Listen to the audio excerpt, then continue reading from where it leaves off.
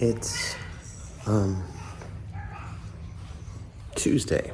It's Tuesday morning. The April. Let's start again. Please leave your message for. Hi, this is Gary. It's Tuesday, April 4th. Yesterday was Monday, and I got a call from my uncle that my father is dead. And that is now what I'm dealing with this week.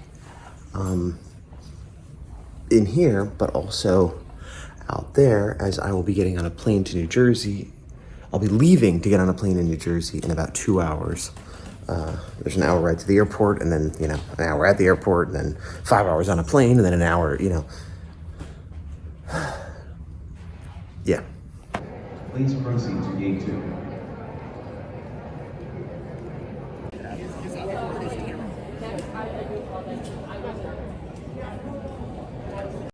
On my way through TSA, my iPad fell, so no movies, no drawing.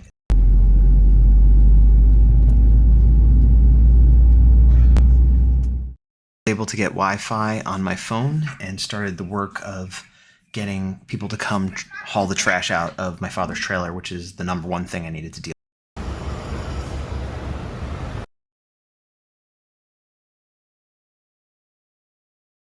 It's 9 a.m. Wednesday. I'm in New Jersey. I'm in my father's truck, which apparently he just got recently. It's a nice newish truck. I spent the night with my friend Mike and the morning with his family, which was very nice, and it was a good womb of familiar and warm emotions and experiences, which is nice considering what I'm going to be walking into today. This whole thing is weird. It's getting weirder as I drive close. I'm stopped in traffic now. I feel like a character in a movie. I feel like, the estranged son going back to his hometown, and he's going to his father's house, and I'm worried I'm going to run into some of my father's neighbors or friends who I'm not a fan of in the best of times, and I definitely don't really want to socialize with today, and I'm worried they might be upset with me in some way or have accusations or be like, what are you doing going through his stuff? So I'm not looking forward to any of that happening, but even if it doesn't happen. Anyway, I'm meeting somebody that's going to give me a quote on clearing the house out shortly after I get there, and then I'm going to start going through things. But yeah, there's definitely, I feel like a character in a movie. Flying back across the country to go back home and I got in my father's truck, and I'm driving to his place that I haven't seen in a few years, and I'm going to see what a mess it is, and I feel like a character in a movie.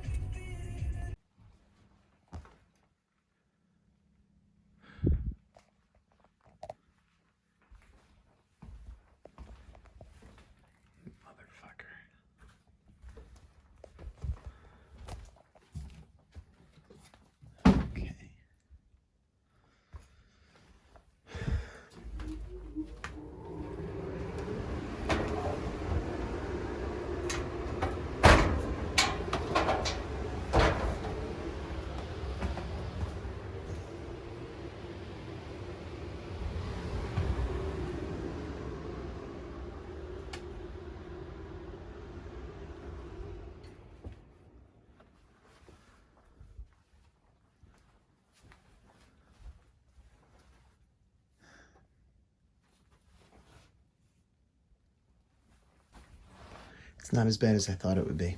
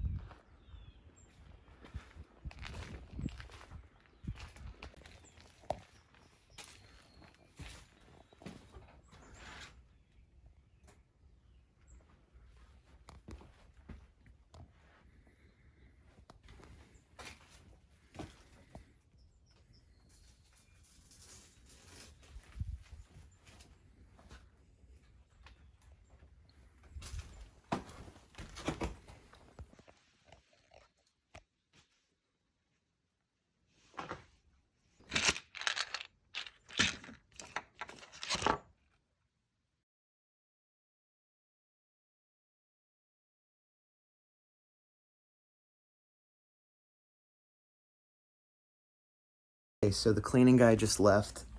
They do this kind of thing all the time with estates, as they call it, or oh, I guess the heat's coming on. I opened a bunch of windows to get the smell of smoke and whatever out, and also in case there's lingering COVID and whatever.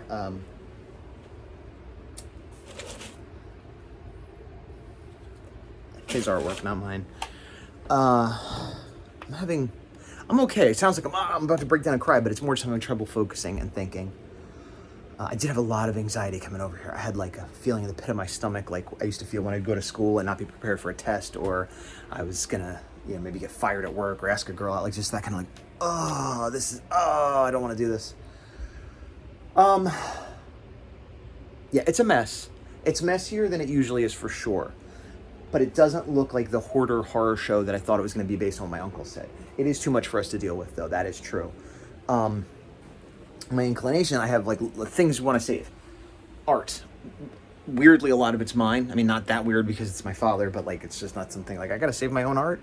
But my first inclination is like, okay, I'm going to go through first, save pictures and art and things like that. A lot of it is on the wall.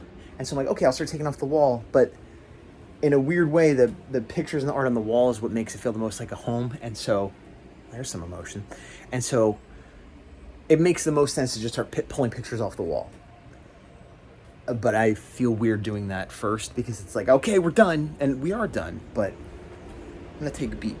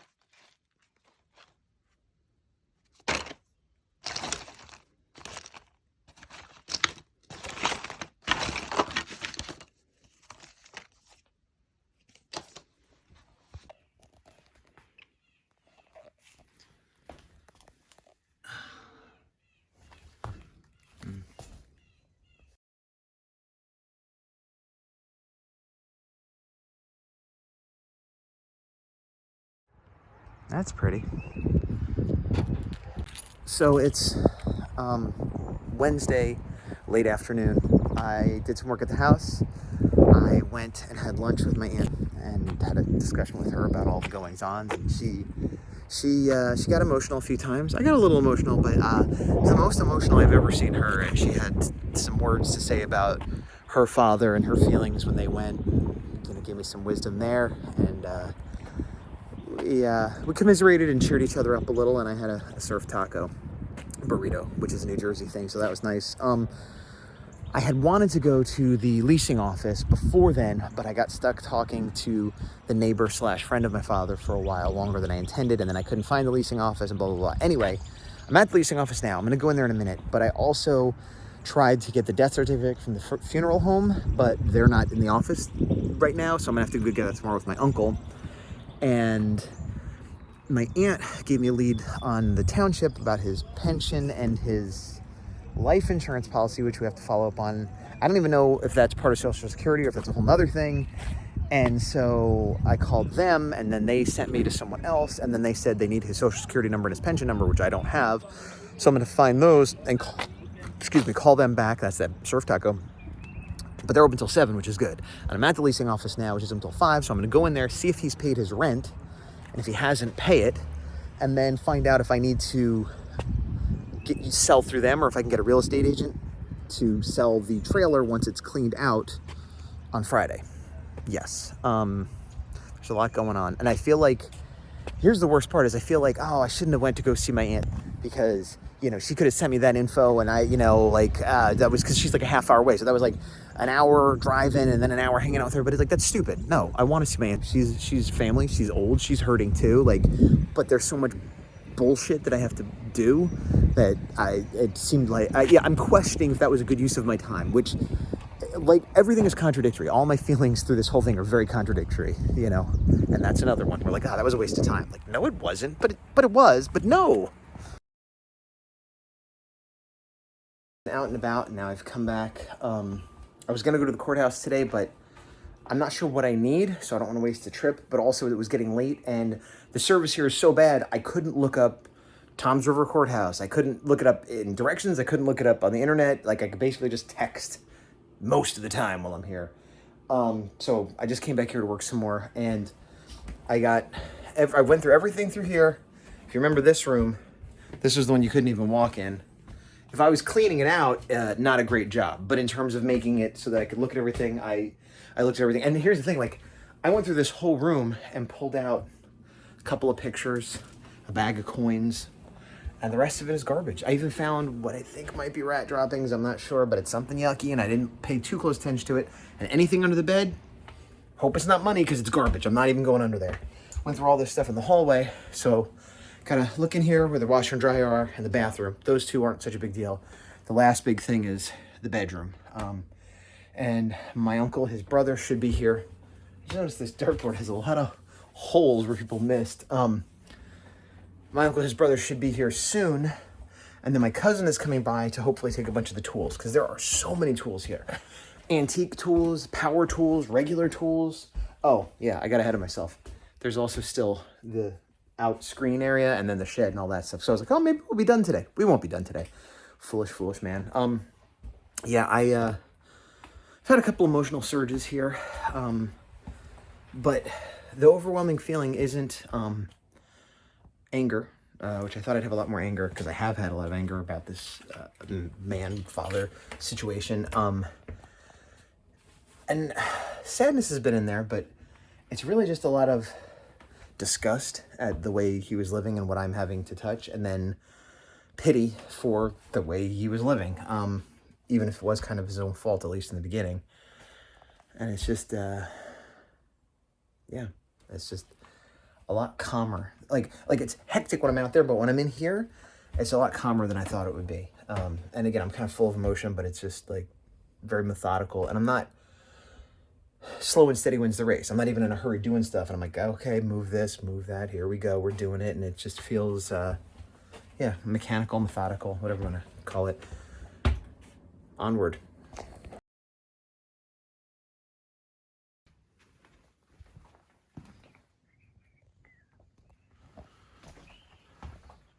Not the whole time I've been here, but more than once I've heard my dad's voice in my head. And not in a, oh, you should have talked to me before I died. And not in a, like, I'm sorry or anything important.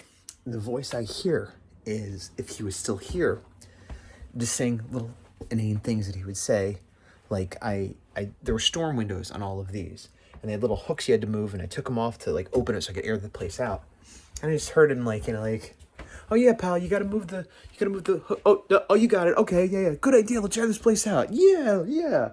And like, I found this weird old gas masky thing. I'm like, what is this even for? And I could just hear him being like, oh yeah, it could be like some kind of weird Halloween costume, sci-fi monster guy thing. I'm like, no, it's okay. And he's like, oh no, come on, you can do something with it. And I'm like, no thanks. Just, I could hear that. Yeah. Just checking the top of his closet. I'm not taking the clothes or anything, just to see if there's anything hidden. And I found this pair of shorts, these Tony Hawk shorts, and I can't be sure that these used to be mine, but they maybe were. These particular ones are or not. It reminds me that just basically since high school, he's taken hand-me-ups of clothes that I don't want. And we'd often be about the same size, so it wasn't like, oh, these are too big or too small for me. It's more like, I don't want these anymore. Or somebody got them for me and I didn't like them, and he would just take them. And it was this weird phenomenon of seeing him wear, a flannel shirt that I didn't like anymore or something. All right, some books and stuff to go through over here. It looks like a lot of religious and recovery stuff, but you never know. I'll poke through it. I've seen a few evidences of like maybe water damage or leaks in the roof, but I don't know how serious that is. Oh, that's Noah's Ark. I was gonna say a lot of weird art, and there is a lot of weird art, but that is actually Noah's Ark, so that makes more sense. Here's his like office workstation computer. And like I said, there's pictures of me and art up in the house, despite our differences. This is what's hanging over it. But it's so my dad. because, okay, there's a print of my comic, my character, the Horror 4. That's nice. Here is a sketch of Deadpool I did that he had requested years ago. But what's funny is I went to take it off and it's like, I think it's taped onto the wall in the bag I sent it to him. And it's not even a frame. But here's the thing. He has frames in this house that would fit like with glass. And then similarly here, this has glass on it. This is the comic in the bag of the board. It's just like, yeah, even when he was at his best, it was like just weird choices. Found a lot of bags tied with random stuff in them, which I feel like is definitely a sign of something a hoarder would do, because it's just like, what are these tied up bags? When was the last time you looked at them? And in many of them, I find random garbage. And this is like an old speaker set from an old PC that I know I had and was getting rid of and gave to him. And this is like the third set of PC speakers that I probably gave him. I found a lot of things that I gave him that I now regret giving him, because I thought like, oh, this is an upgrader. You could sell it at the auction because he goes to flea markets and stuff. But a lot of it just ends up in the closet. I think the immediacy of needing to get things done mixed with the kind of overall yuckiness of being in the house is taking away from any most nostalgia or, yeah, like as much as it feels like a movie, there's that scene where they open the box and look, oh, it's old pictures. Like, haven't had that at all. There are a few things I'm saving, not much, maybe more than I thought when I first got here, but less than I thought before I came here. But I did just find 2 boxes at the bottom of this closet that were mostly pictures and important papers, and a lot of them look like good pictures that I've never seen, like my dad and my grandmother when they were both young. Like, and I've seen young pictures, but like, oh, this is like when he was a teenager. Where were they? I've never seen this. Like, that is very interesting, but those are boxes I'm going to go through later. That's not something I'm going to sit here and go through. That's to take home and look at later. I don't know. This whole thing is reminding me that as I get older to get rid of stuff and declutter, but also when I go home, I'm going to want to do that. And there's boxes of cassette tapes and vinyl, and it's not even like it was a nice collection that he still used in a vintage way. It's just sitting in there, and it's probably been sitting there since he moved here. And I have some VHS tapes dragging around with me from house to house that I haven't looked at in forever, and I'm going to get rid of all or most of those when I go home, unless there's one that has sentimental value or some reason why I'm keeping it. I think it's time to get rid of all of those, because I don't need a box of VHS tapes in my closet for the next however many years until I die so that somebody could throw it out. I don't need that. They're not even, I don't know if these are like rare or just tapes he made. Oh my God, there's so much. There's boxes of this in there. No, why? It's Thursday afternoon. I'm in the house now with my Uncle Grant, and we went to the courthouse, did a bunch of stuff there, went to the funeral home. There's so much paperwork that won't be done while I'm here. I signed over a lot of the rights to him so he could take care of it, unfortunately. I'm done looking through the house. He's doing a second pass. The main thing I need to deal with now is this computer. I need to get all sensitive data off it, see if there's any pictures or whatever, and then we're gonna let the neighbors come over because apparently he helped them do their taxes, and I'm giving them this computer, but I gotta make sure it's safe first. 4:20 Thursday. We finished up at the house in the late afternoon. Was gonna give a computer to the neighbors, but then it turns out they didn't want it, and I was trying to format it, and like they didn't want it, so I just took it to Smash. Anyway, then we had this long, awkward conversation with the younger neighbor who was friends with my father, but the two of them were like drinking buddies and whatever else buddies, and so it was like I was trying to like lead with kindness and not point the finger, but it was both Uncle Grant and I had no interest in talking to this individual, but we did for my father's sake and for civility's sake, but it was terrible. Back at the house now. We've gotten everything out of the house that we're going to get out. Tomorrow is the cleaners. We're sorting through boxes of pictures and papers and things to see what's important, what's garbage, and just in that process. And yeah, I'm probably forgetting some things, but that's where we're at. It's 10:30. I'm on my uncle's couch. We brought a bunch of stuff back to the house. And to his house to go through. By the way, everything smells. Everything's sticky. Everything smells. Even his house, everything I touch, it's very gross. Smoking. A lot of it is smoking. I feel like I'm being very quiet, but everyone's asleep. most of what I'm keeping is pictures. A lot of them are like very old and like stuck together, I guess because they got hot and they stick together.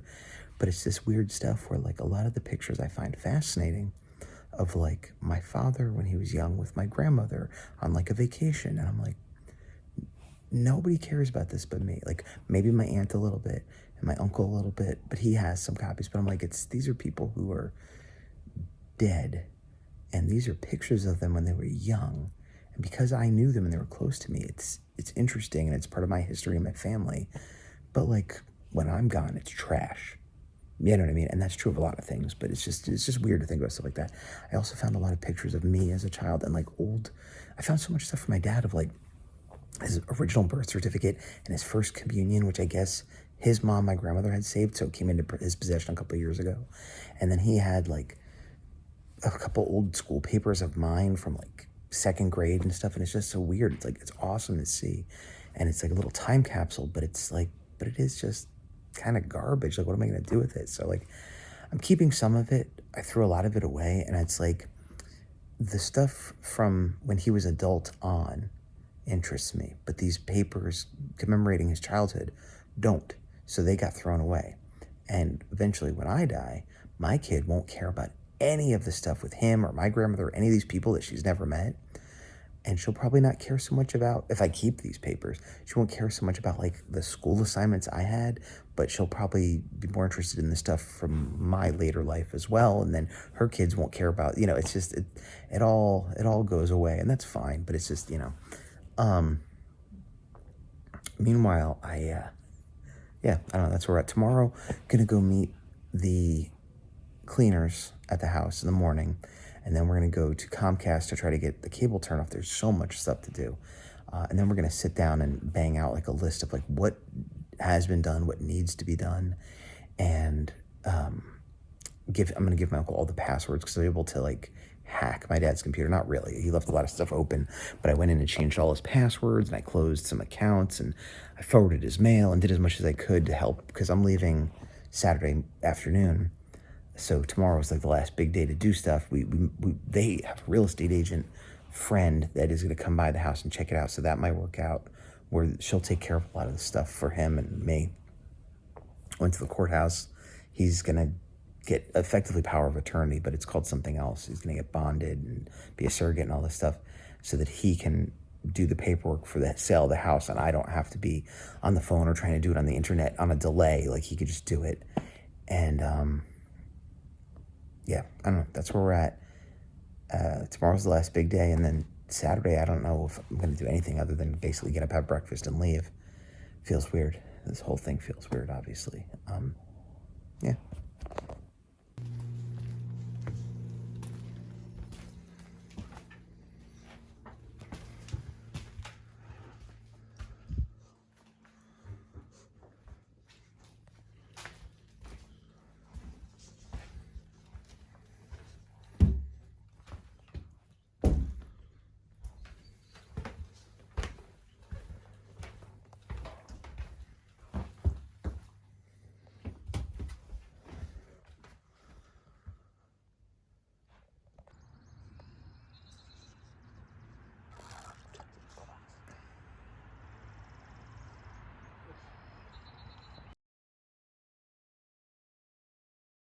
It is 10:30 Friday, my last full day here. I'm in Uncle's truck. He's in Lowe's, returning something, picking something up. We got up, we got some bagels, went to the house, ended up getting there and waiting a while for the junk people to come, and the neighbor came by, the mother, and luckily she took a bunch of stuff, which makes me happy. I hate seeing things go to waste that could be used or sold or whatever. I hate it goes in the garbage. But also, as much as I have my opinions about those people, I know they need it and it'll help them. And so there's a kindness there. And I know they meant something to my father.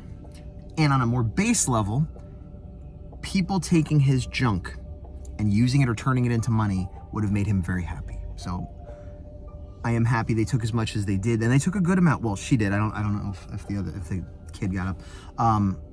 I wish they took more, and I hope they take more.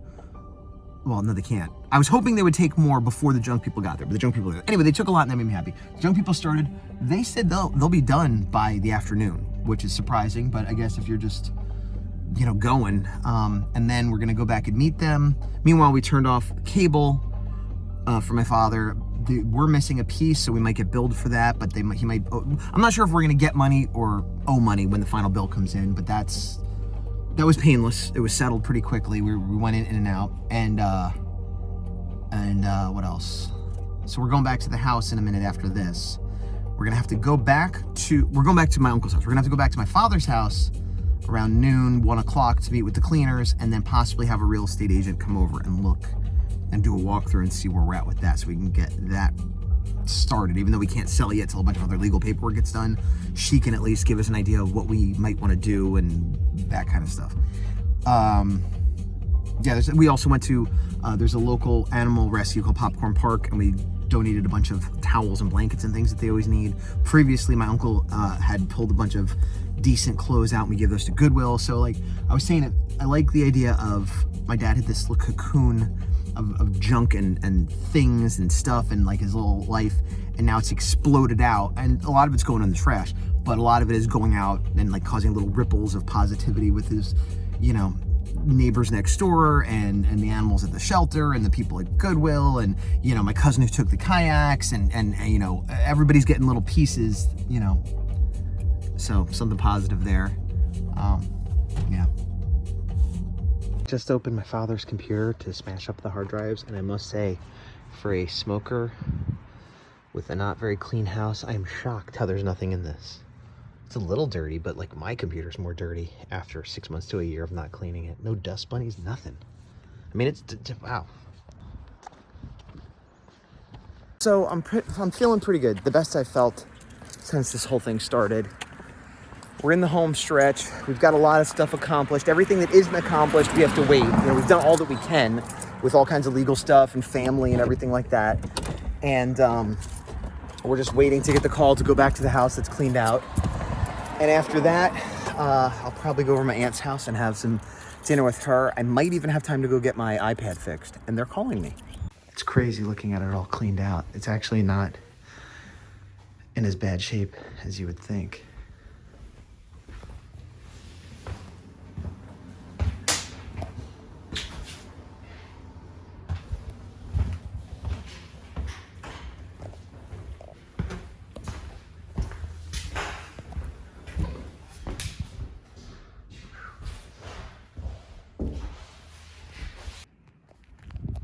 Oh yeah, they even cleaned the stuff out from the front.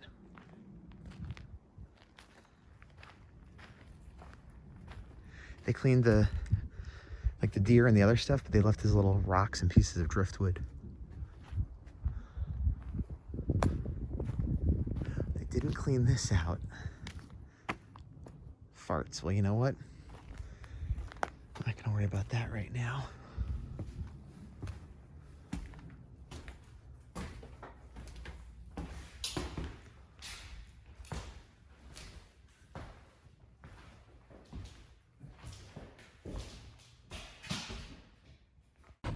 Left the house. I'm going to the mall to get my iPad fixed, hopefully, for the trip home.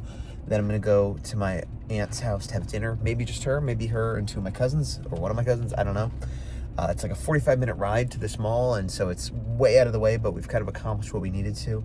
I sound stuffy and look a little bleary because while I haven't really broken down and cried too much, last night I did a bit, today at the house I did a bit, and then lovely on the ride home, I was having trouble seeing. I was crying so much. Not on the ride home, on the ride to the mall. Anyway, I gotta go. I grew up in New Jersey, so I always had self-serve gas, but I haven't lived here in over a decade, so it's actually weird to me for somebody else to be pumping my gas now. But that's what's happening.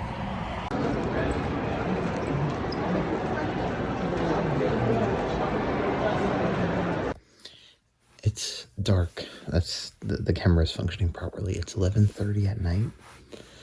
Friday. I leave tomorrow late afternoon, early evening. I'm at my aunt's house, sleeping over here tonight. Yeah, today was a weird day. I think it was just a pressure release of a lot of getting to the end of like the marathon here, and then just a lot of emotions coming out. I forget if I mentioned this earlier in the video, but on my way on the plane, my iPad fell and broke. So it was unusable to draw, and it was unusable to watch videos or anything this whole time, which would mainly have been on the plane anyway. But I had a little bit of extra time after finishing everything up today before I came over to my aunt's to have dinner. And I went to try to get it fixed at the mall, and basically was told, we can't fix it, it's too old. If we fix the screen, pull it apart, it's just going to fall apart. You try going somewhere else and maybe they could fix it. And they weren't sure if my files were backed up. And so basically when I get home, other than pencil and paper, I have no way to draw, which is fine, except for my comic is digital, so there's that. But it was interesting to see the mall, because I think of malls as being like dying places, and maybe it's just the malls I've been to in recent years, but it was like Friday and it was pretty full, and they had like a toy store and a FYE that was like effectively kind of like a nerdy Hot Topic and a GameStop, and it was, I don't know, it was pretty cool and just neat to see such a vibrant like shopping place. And then when I got danced, she wanted to get a pizza, and she was like, oh, you know, I said, my cousin has the day off, maybe you want to invite him? And she said, oh yeah, what about, yeah, I haven't seen her, just invite whoever you want, make it, you know. And when I got here late because I had problems with the iPad, and I had told Nancy that, but she didn't check her messages, and so I got here like 20 minutes after 5, and she had invited everybody, so it was 2 of my cousins, and my cousin-in-law, and my cousin's kids, whatever you call them, not nephews and nieces, but whatever you call that. And they were all like, hey, you're here. And I'm like, yeah, sorry, I'm late. And they didn't believe me. And anyway, they eventually found out that I did send a text saying I was late, but my aunt didn't check it. So, but it was crazy because I kind of walked into this little mini family reunion / get together about my dad that I didn't realize was happening. But it was nice. And that was most of the night, and then they all took off and then stayed and helped clean up. That was my one cousin. And then me and my aunt threw a couple of boxes in her garage, and she found some old toys that she gave me. And I cleaned up the guitar case I got from my dad so it won't be too gross when I go on the plane. Took a shower, and now I'm laying here in bed not being able to sleep. But I'm going to try to sleep after this, and then tomorrow, breakfast, lunch, airport, home. Yeah. Saturday morning, I just drove my father's truck back to my uncle's house. I had a nice time visiting with my aunt.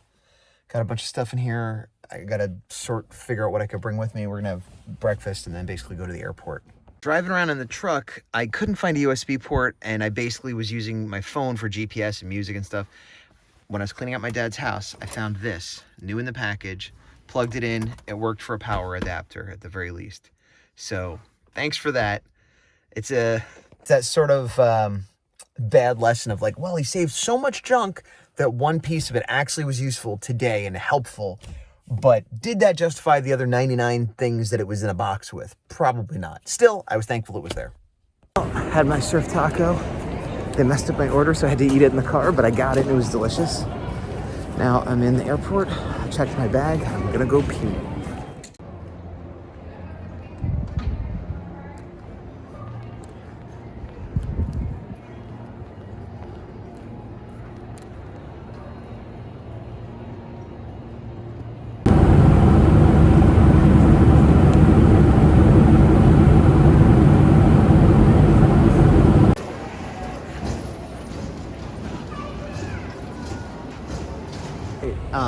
I've landed, I've got my bag, everything's intact. I just asked for a lift now and it should be here in 4 minutes, which is good because last time I asked for it before I was standing outside and I found out they have to like walk across this pathway and up a parking structure. It's a whole weird area that I couldn't find. And this time I'm already here and I was worried I'd be waiting, but it said 4 minutes, so cool. It's Sunday, late morning, pre-afternoon. It was a long trip back. Actually, I had a good night's sleep last night, but I'm exhausted regardless. I'm going to go make a cup of coffee in a minute. My iPad broke, unrepairable. Lost my headphones, didn't have those on the trip back. The dryer at my house is broken and needs to be replaced. A few other things. Just came home. The trip was not a good trip, obviously, but there were things that made it worse, and things coming home that were not ideal. Also, it's Easter Sunday, and I had planned to try to be back for Easter, which I am, but we're going to push Easter till next week because it's mainly for my kid, and she doesn't know dates yet, so it's not like she was expecting it today. She kind of knows it's coming, but if it comes next week, that'll be fine. So there's that, and there's a lot to do. There's a lot to do, and other parts of my other side of my family, there's a lot of horrible drama and health things going on there that started happening on my plane ride home. So I'm not dealing with that as directly as I did with my father, but it's still things that are eating up energy and thought and stuff. So that's where I'm at. I did come home wanting to clean more. I did come home wanting to appreciate my family more. There's a lot of good and a lot of bad, because I also came home with a lot of sense of nihilism and like, yeah, my family in New Jersey is falling apart, and there's, like it was this weird thing of like, I'm so happy to see the family that I saw, but it's like, oh, the family's getting so small, and just a lot of everything is a mixed emotion. Everything is contradictory. I had some good food while I was there. I don't know. I want to have some sort of finish on this of like, and here's where we are now, but where we are now is a mess, and I'm really glad I went. I'm really glad I went to be able to help my uncle with something that shouldn't have been his burden, and so we shared it, and I think that was good. And there's still more to do, but the heavy lifting's done at least, and I also am glad that I got to see my family and stuff like that. But I also feel like my family, at least that side, doesn't really do funerals and stuff, so it made it a little more real. It gave me some closure, it gave me some connection. And it is a thing of, this was my father dying, but it's also a part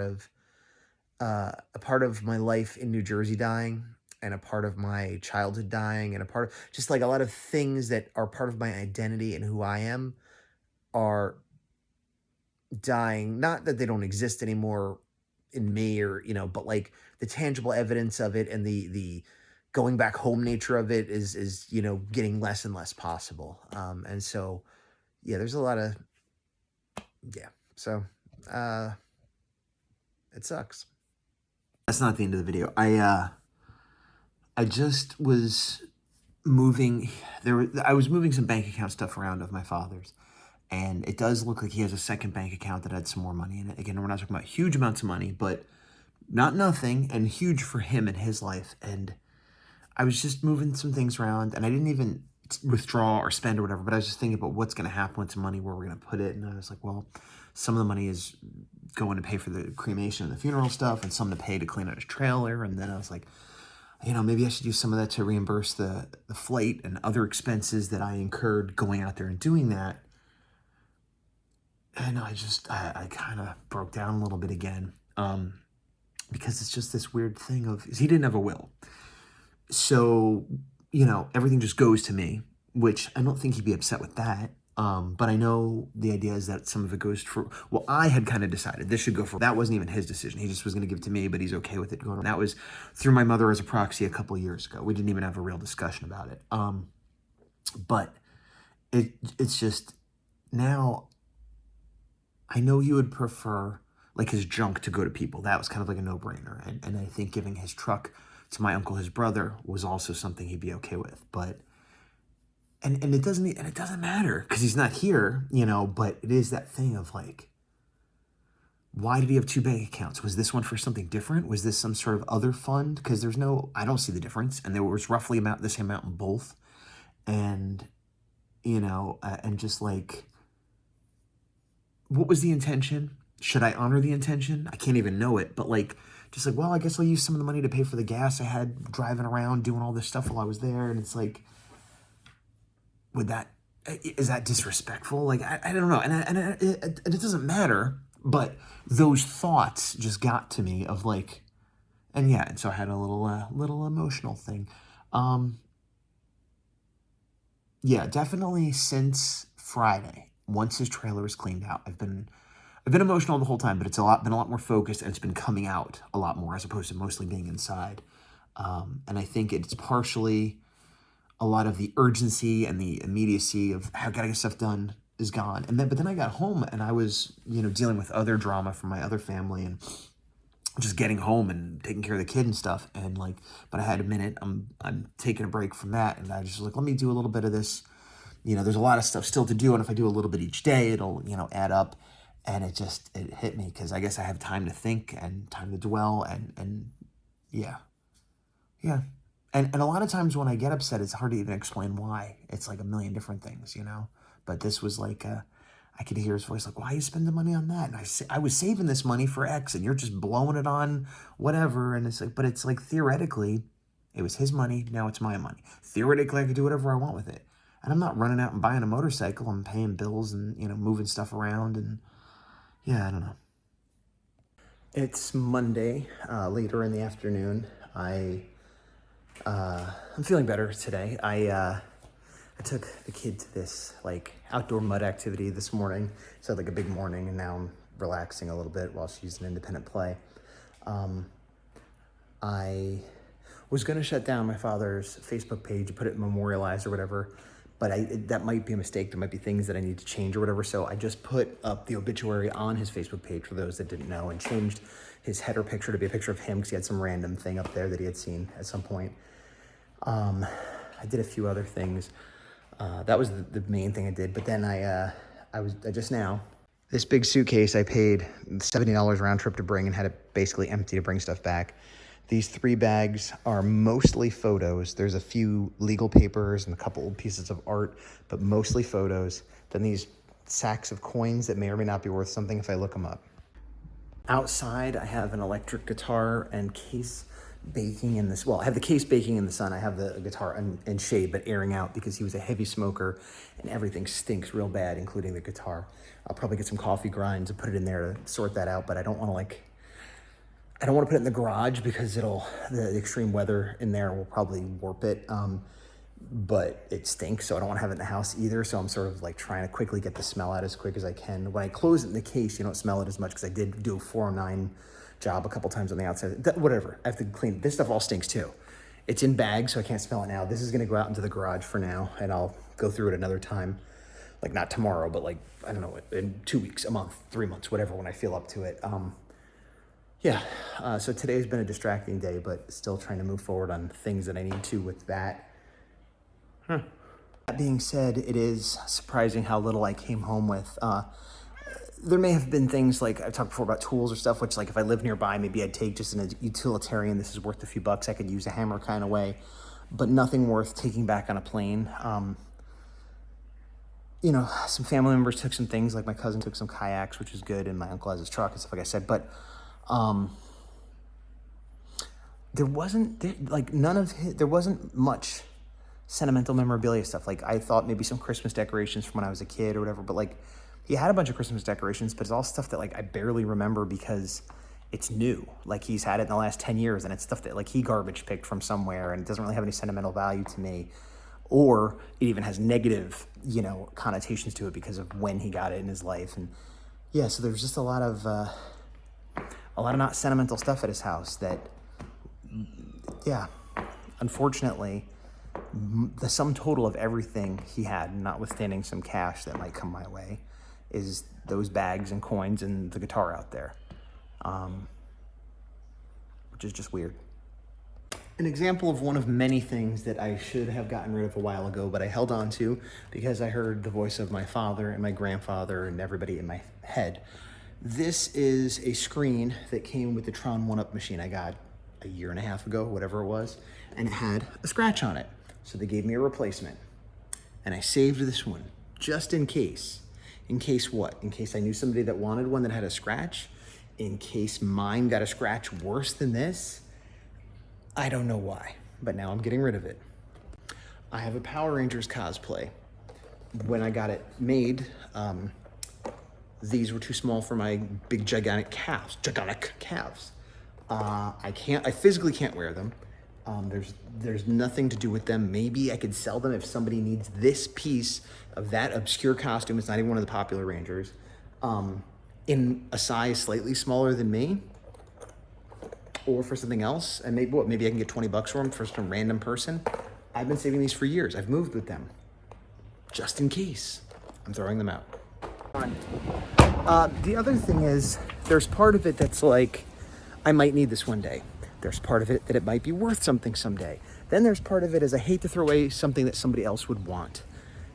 But again, at some point, does somebody really want it? Could they, no matter how poor they are, do they really need these things or whatever? And then there's recycling. It's like, well, maybe if I destroy, and I want to be a good citizen, but at some point, just things pile up and pile up. And that's always been, well, it's not always been, the last several years of my life, that's been a thing. But it's been a thing in my family for sure. And after cleaning out my father's place and staying with my aunt, who doesn't have the issues he has, but it is getting just like, what is all this stuff? And like, everything has to be gone through, and that might be worth something, and so might want it. And I took a few toys from her that she gave me, but like, barely made a dent, and it's like, if after going through my father's house, thinking of everything that's at my aunt's house, again, like maybe 25% of it will be kept, sold, given away, and the rest is probably just gonna go in the garbage. So is it worth keeping 75% of this stuff for the 25% that might be taken? And usually that 25% isn't even the stuff in the boxes. It's stuff that's out and being used, or things that make people think of you or whatever. So yeah, I've already kind of been wanting to do this at my house, and it's just really stuff, like, it's not that stuff doesn't matter. Like, I still want to collect toys and art and things like that, but like the stuff that I'm not enjoying, the stuff that isn't actively adding to my life, or there's like, give it away, sell it quickly if you can. If you can't give it away or sell it, throw it away. I mean, recycle it if you can, but like, this is like, I just hold on to stuff because maybe, what if? It's Tuesday morning, and had a big day yesterday out with the kid at this mud play thing, and just busy doing my iPad and stuff. A few moments, I had to, whatever. Anyway, just starting the day, and I got a call from a number I didn't recognize, and I picked up, and it was the funeral home letting me know that the death certificates are ready, which apparently are very important for a number of things. Like, there's a lot of stuff we couldn't even start doing until we got those, and they're expensive. When you get them originally, I think it's like $25 for the first one and $2 for every copy, and then later it's expensive again. So we got like 10 of those, and also I was able to adjust the obituary to add my great aunt's name, which we had forgotten in our whatever. And of all the people to forget, she'd be the most upset, but also not tell us. She'd be the most hurt, I guess is a better way of putting it, I think. But it's a weird, like, it's not a pleasant call, but something I've been feeling is like, once all this stuff is done, the tangible things, the work of it, the activity of it, the necessary arrangements, the infiltration into daily life of the living. Once that is over, there's going to be sort of another death. There's going to be another conclusion, which on the one hand I look forward to, because it's a lot of stress and a lot of time and a lot of emotion dealing with these things. But on the other hand, it's going to feel not good. And so it is a weird thing where I got this call, and I'm like, oh, okay, well, this isn't the best time, and here's what's going on, and my uncle's going to pick it up, please change the obituary. But on the other hand, there's something satisfying about having done something with that today. It's Sunday, 2 to 3 weeks after I was in New Jersey for my father. My uncle has been updating me with things about the house, trailer. I've been taking care of other things here and there. I've been thinking about him more in the last few weeks than I have in the last few months or years. And my mom and other people have said this too.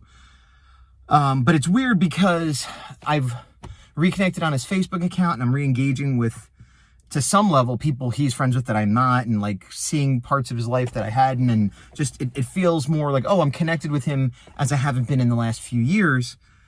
So there's this weird, I have like brain farts where I'm thinking, like, I got a text message, I'm like, oh, maybe that's from him, but he's dead, so it's not from him. But because for a long time, it's like, well, I'm not speaking with him, we're not really talking, so I don't expect to hear from him. But now I haven't, his Facebook is unblocked, and I've been like in his house, and like it feels like we're talking again, which I guess if he was alive, we would be if these things had happened. So it's just a weird.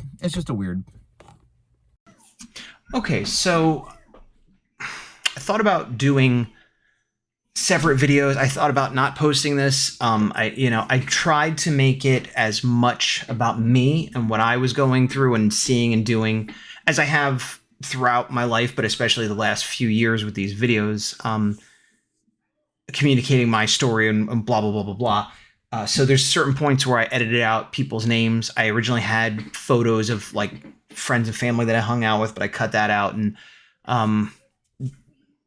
yeah, so hopefully this is fine. I did find it helpful especially when I was first there, to film things, because I didn't know what to do, and I was in the house by myself. And the other thing was, when I first got there, I didn't mention this, but going back to his neighbors, one of them, like literally, I pulled up in the truck and like took a breath and was like, okay, here, I gotta look at this house. And out of the corner of my eye, I saw somebody moving around. I'm like, that can't be the neighbor up and about coming to talk to me right now before I even set foot in the house. And it was, and I was so furious. I couldn't believe it was happening. Like really, you don't even have the presence of mind to give me a second to be by myself with this, you know?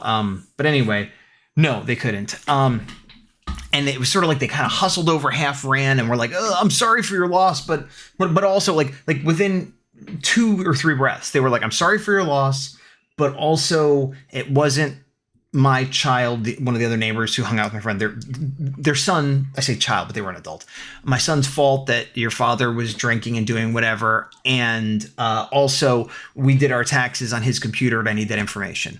And then maybe something about plants. And it was just like, and I was like, not right now. Not like, it was the kindest thing I could do was like, not right now. But the look on my face had to be like I was like disgusted and enraged and just not right now, not right now. I'll talk to you later, not right now. And later on, I talked about talking to the neighbor on my way to go get lunch, do some other stuff. And that was the neighbor who I basically was like, you could get all your stuff later, but not right now. And it was just so terrible of them. And it was just so, but anyway, so once I got over that, I just turned on my camera and started filming as I walked in the house. So that footage is like me stepping in for the first time, and you hear me not really talking or whatever. And I thought about going back and doing some voiceover over it, or I have some things I'm going to talk about now that I thought maybe I'd intersperse throughout the video, but I decided to leave it just sort of like, this was my journey. I started off in this just like dumbfounded silence, and over time it changed, and you know, and now here at the end, I'm going to talk about some of my thoughts, to give it sort of an ending, but also because I didn't want to make a whole nother video, and I don't plan on doing a lot of talking about this in my other videos. I mean, it may come up, but I wanted this to sort of be self-contained. I've already put up other videos for art and Power Rangers and stuff before putting this up, you know what I mean? Because I just want this to be self-contained. But anyway, so the notes I've had thinking of, but haven't actually said either at any point, but I'll just sort of throw out now. Regarding this video, and especially in a minute, you'll see a piece of art I did with some music and stuff. I think my dad would be pleased. I think he'd be happy to be thought of. I think he'd be happy that I incorporated him into something creative, because he was a creative person, as you could tell by some of the drawings I threw up. It was more like as he was younger, and the older he got, the less he did, although he never completely gave up on it. I don't know if he ever wanted to make it a career, but he would draw and like create knickknacks and glue things together. And he always was doing something crafty and whatever. But the point is, I think he'd be happy that he's being remembered, and that I'm not raging at him. Obviously, there's some critical things I'm doing, but I'm trying to just, you know, it's just like, this is what it is, you know? And I think he would enjoy that. When the last time he was sober, something he would say to me and to other people, which was weird, that I was his receipt, meaning proof that he was here on this earth and all this stuff, which is a weird thing to say anyway, because it's not exactly a compliment. And by the way, the irony of the mess behind me is not lost on me with what I was going through, but a lot of this stuff is going to be sold on eBay. A lot of this stuff, I just put up some new shelves. I'm reorganizing. So this is the mess to clean up the mess and get rid of things. So that's just for clarity's sake. But anyway, yeah, the whole receipt thing, it was a weird thing to say. And, but this is further receipt. Now there's a video proving he lived, you know, whatever. Being in New Jersey, I talked a little bit about how it was nice and sad at the same time because of the family that is there and the family that isn't there.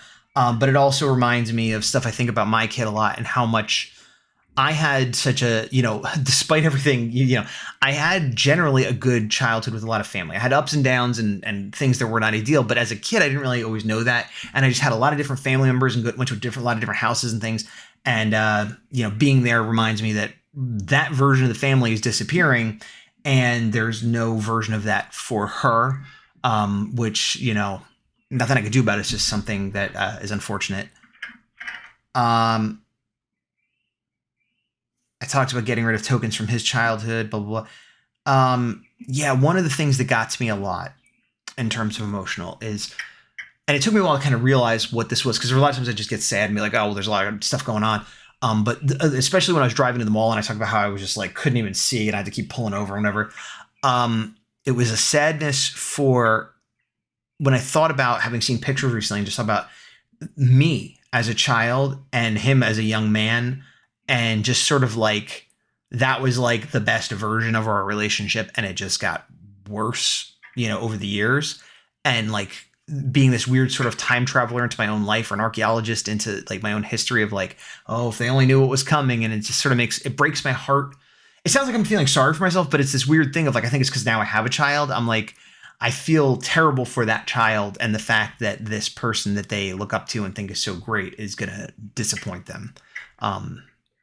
And also for the young man he is, who's younger than I am now, just like how badly he's going to mess up, and how, yeah, it's just, it in a weird way, it's like, I'm sad for those two people who don't exist anymore. And one of them who doesn't exist in any version. And, you know, and I attribute that partially to having a child of my own. But, the other thing why I kind of alluded to, of like, when everything is done, yeah, like he'll kind of be gone a second time. I already talked about that.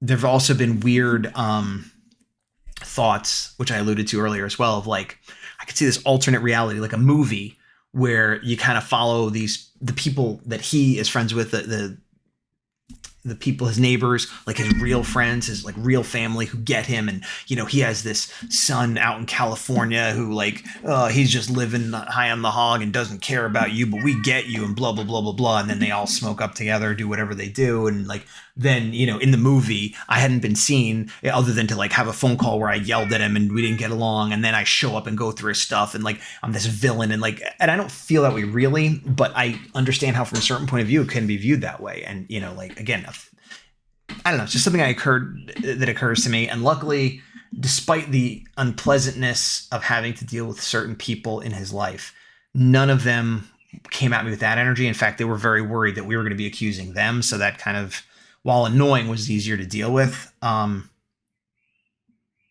wrote The Crow, Dad, High School, which I don't know why. I guess because I've been thinking about music from that movie and I saw it in high school.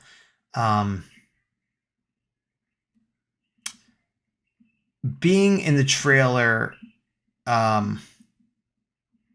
was not sentimental. I talked about this a bit in the video. It was not sentimental. It was depressing. It was not my childhood home. It wasn't my childhood home in any, and I moved a lot. It wasn't any version of a childhood home. It wasn't even a home he was in when I was in my teens or 20s or whatever. Like, he moved in there when I was an adult, you know. I was definitely living on my own. I may have moved in with my future wife at the point, like it. So I have no sentimental attachment for that place. That place was like, oh, he went through recovery, he stayed in a bunch of halfway houses, and this was the place he saved up and got. And so this was sort of his like starting over house. And while I had visited him there and have like memories, none of them are great. Even when things were good, they weren't amazing memories, you know, and all the stuff in it was just like, none of it, with the exception of some papers and some photos I found. It was weird. It was mostly just sad and depressing, and I felt bad for the guy. And I guess I'll just end it with, like, I could go on and it's, you know, it's a few weeks later, and I'm sure in another few weeks I'll have more things to say, but how long can this friggin' be? I mean, this is partially maybe for my own daughter when she gets older, wants to know about her grandfather, or wants to know what it's like when I die, or I don't know. But it's very cathartic. Filming it helped me, and editing and going through it now a little bit more detached has helped me. So if nothing else, this has been good for me. I feel like I should just send a link of this to my therapist and be like, here, watch this, and then we don't have to talk for a week or two. But something my aunt had talked about was like the anger she felt towards her father, who is an alcoholic, and how she still had it with her now in her later years, you know, and she didn't want that for me. And I understood, and luckily I don't really have that anger. I've had it in my life a lot, periodically it flared up and but always simmering. And I've pushed it down and I've let some of it go. And really, when we stopped talking a couple of years back, which I always say is about 4 years, but it might actually be like 6. It's weirdly hard to keep track of such things like that because I didn't mark it on the calendar. I know it was before my daughter was born, and I know it was before my wife was pregnant. So I know it's, that's been at least 4 years right there, but I think it might have been closer to 6, maybe even more. But that was a high point in anger when we stopped talking. There was a couple really terrible conversations. And what I always say is, and I lost my cool and I raged and yelled and said a lot of things that I didn't say the last time he got sober. Like I let a lot of stuff go from our history just to be like, fine, good, you're sober, let's move on. I don't care, and I think when he disappointed me this time, it was, everything came out from all the way back to childhood up to now. Things that I had let go, things I didn't know bothered me. It all just came flying out, and I don't regret anything I've said. I regret the way I said it in some ways. And before he died years ago, like my mom, my wife, and other people have talked to me of like, well, if he dies, are you going to be okay having not talked to him? Like, I don't want it to be like this, but nothing was left unsaid. Are there unresolved things? Certainly. I think that's true of anyone, even if you have a great relationship, but nothing was left unsaid. I said what I needed to say, and that was it. He needed to do something different or respond in a different way or reach out. And there were a few sort of weak sideways ways he reached out that were weird and I didn't even know how to respond to, that were not, none of them were like an apology or, hey, let's talk or let's deal with this. None of them were that. They were like a weird birthday card sent on the wrong month, not signed correctly with no message, and or like a text randomly, like how about a picture of my granddaughter, I hear I'm a grandfather now, like that was just things like that. Nothing, and few and far between. But anyway, but after that there was a lot of anger there and a lot of rage, and I kind of think of like what a lot of people talk about, like with relationships, like when you stop arguing, that's when it's like really the relationship's dead. And in a way, that's I think what happened was, after that last big blow up, we didn't talk again, and I was angry, and every time I thought about it, I get angry, and I talk about it for like 6 months, a year, whatever. And then my daughter was conceived and then born, and then I got more steadfast of like, well, I was risking myself and my emotional whatever, but I'm not going to risk my kids. So unless he could really get his stuff together, he's never going to meet her. I'm not going to risk it, like, because the bar was just set higher all of a sudden because it wasn't just me. And the longer it went on, where he wasn't getting sober and he wasn't trying to make amends or reach out, even if he wasn't sober, the more I started disengaging emotionally and all that stuff, so that the rage started becoming this like simmering unease and just sort of like, whatever. And the longer he was away, the more I kind of was like, he's not coming back. And I got reports from my family that kind of confirmed, and I say away, I mean like, not being a person I wanted to associate with and not being, in control of himself. And every time in the past he's come back and trying to get sober, like he's always a lesser version. And so being as old as he was and now getting other health problems, I was like, if he turned it around really quick, he would more or less be the same. But after a year, 2, 3 years, I'm like, even if he turns it around right now, who's he even going to be? What's he going to be like? And it started to become a thing of like, I can't imagine him turning it around at this point. And I didn't 100% give up that it could, because I thought like when he died, I've said this before, it was like, it wasn't the death of him, it was the death of hope that things could change, that things could come back. But I know that several versions of him have died throughout my life, and I did not meet this last version. But was I really missing that much? I don't think so. But I'm not angry. I'm disappointed. There's a lot of regret, not so much that I did something wrong, but just I wish things weren't this way. But there's not much anger. It was fading and fading for years. And I thought when I went back to New Jersey, there'd be a lot of anger, and there was very, very little. And there's like none now. No anger. There's other things. Anyway, for what it's worth. I guess this is his receipt. All right, see you later. Okay. Anytime.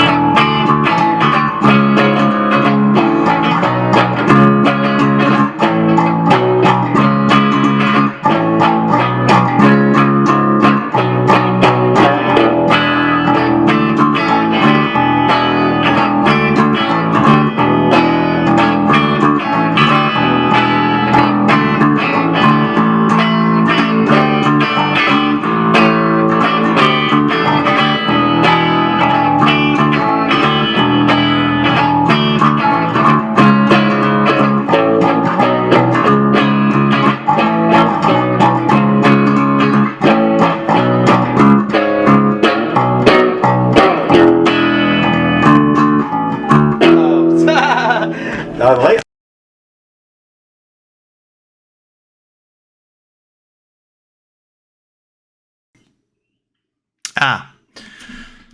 Let me check the sound on this.